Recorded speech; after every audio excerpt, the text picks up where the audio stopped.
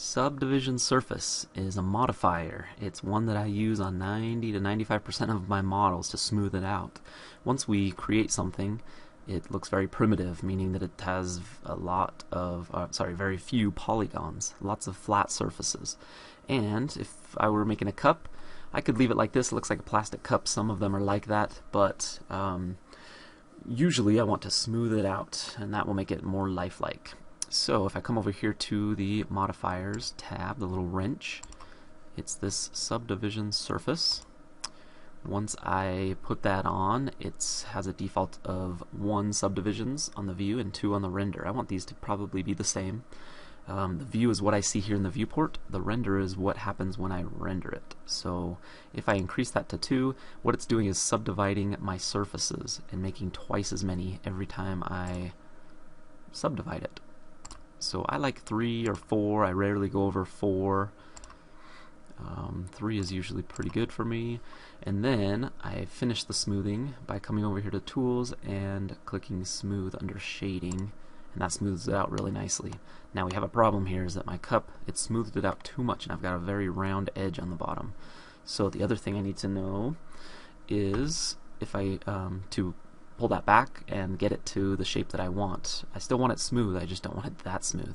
So if I go into Edit Mode, Tab, there's a button called Loop Cut and Slide, or I can use the shortcut Control R, and then if I put it perpendicular to whatever part of this object I want to put a loop cut, hold it perpendicular to it, click, and then drag. I can drag that all the way down, I can drag it close, wherever I want it. Depends on how smooth I want it.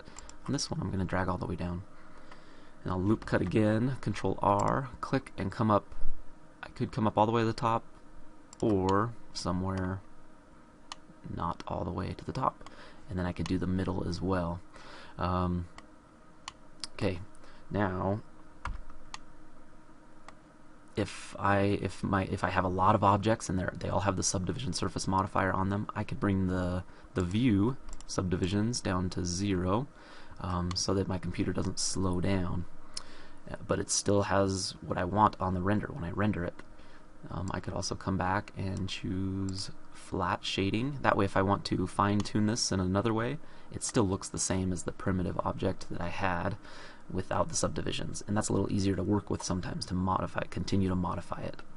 So that's why I would have a different view than render, but otherwise putting them the same, using the smooth to finish out the smoothing will make it look really nice, any object. One other thing is, if I use the loop cut, Control R, before I click on that, I can use the scroll wheel. If I scroll up, I can do lots of loop cuts all at once. Click twice and then they're set. So that's in lots of other examples I could use that and fine-tune it. Just depends on what I want to do with it. That's the subdivision surface modifier.